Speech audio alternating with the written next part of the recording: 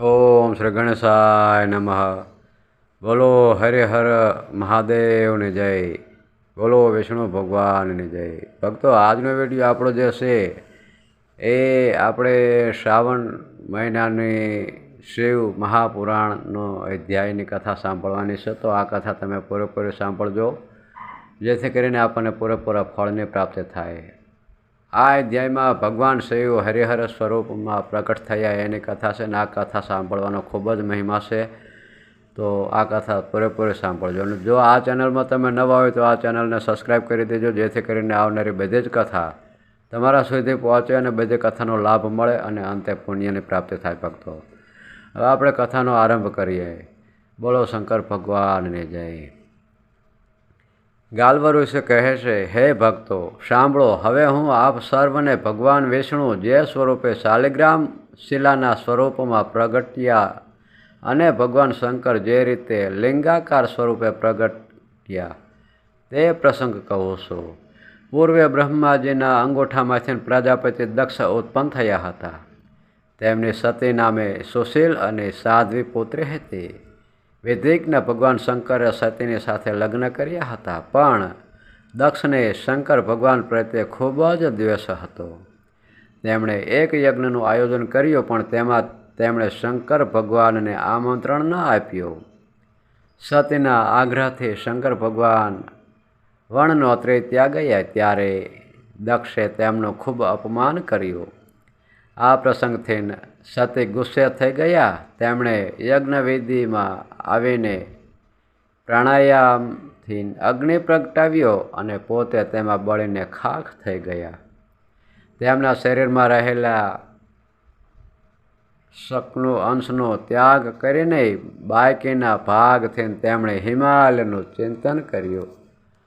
મૃત્યુ સમયે મન જ્યાં જાય છે ત્યાં જ તેનો અવતાર થાય છે.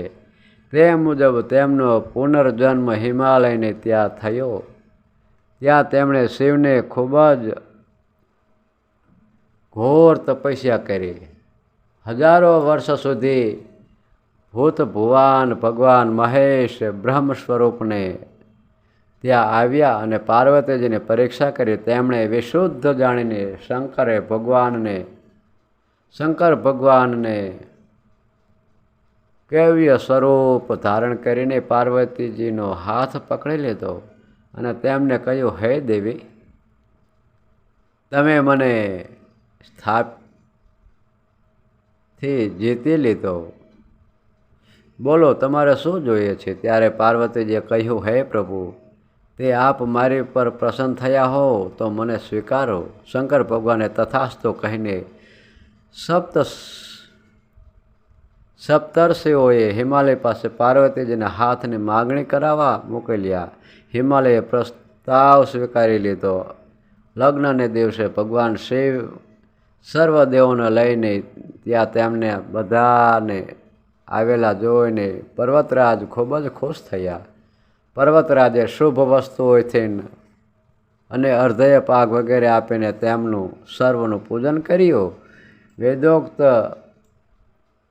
વિધિથી તેમના લગ્ન થઈ ગયા અને એ સમયે ભગવાન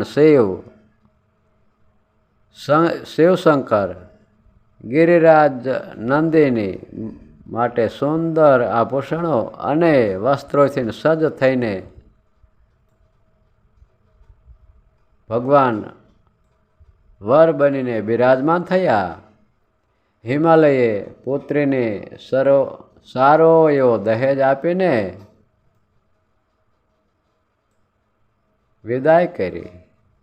ભગવાન શિવ લગ્ન પૂર્ણ થયા પછી પાર્વતીજીને લઈને મંદરાચળ પર્વત પર આવ્યા. ત્યાં વિશ્વકર્માએ ક્ષણભરમાં તેમને માટે મણિમય મહેલનું નિર્માણ કરી દીધું. તે મહેલ પ્રભુની ઈચ્છા મુજબ વધનારો હતો.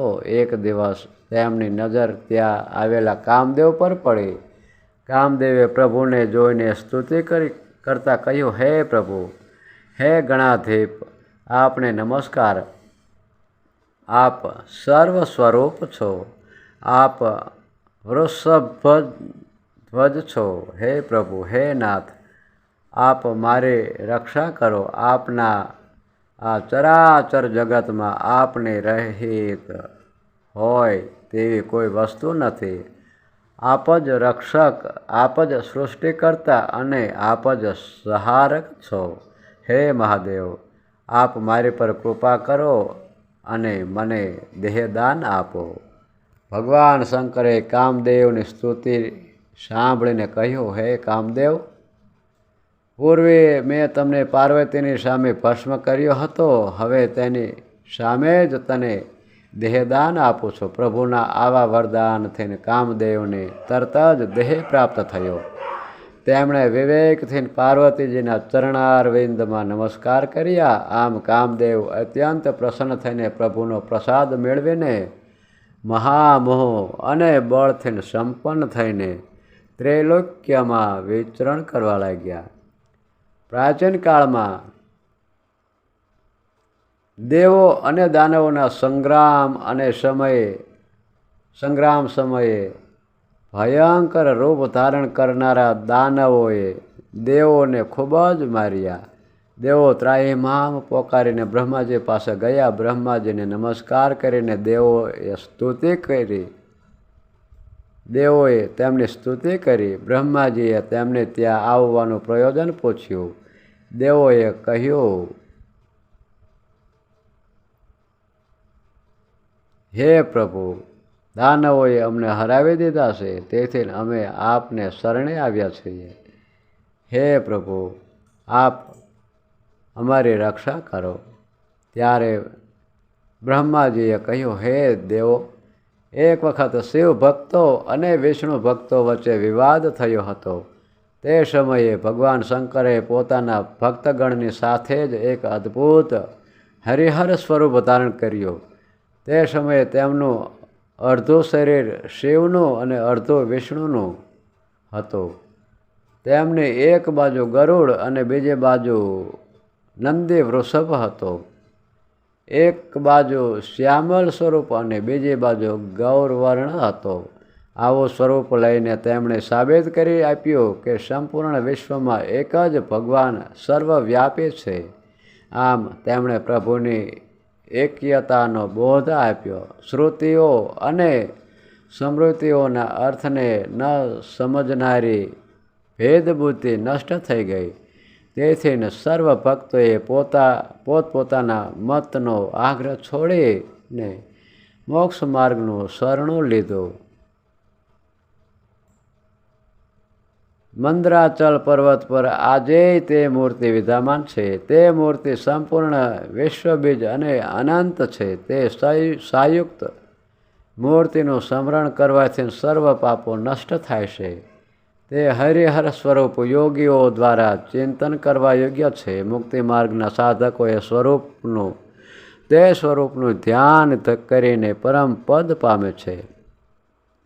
જે મનુષ્ય ચાતુર્માસમાં તે સ્વરૂપનું ધ્યાન કરે છે તે કદી માનવલોકમાં જન્મ નથી લેતો. તેને નિકટ જનાર પણ તે સ્વરૂપ રક્ષણ કરે છે.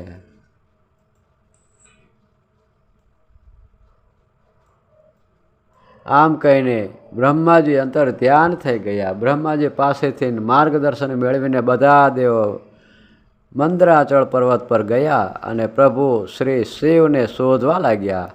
ચાતુર્માસ પૂર્ણ થયા પછી પ્રભુ તે દેવો પર પ્રસન્ન થઈને પ્રગટ થયા. તેમણે કહ્યું, હે દેવેશ્વરો, તમે લોકો હવે શાંતિથી રહો અને સુખથી તમારા ઉપભોગ કરો. તમને જે દાનવનો ભય છે તે દાનવોને મેં મારી નાખ્યા છે.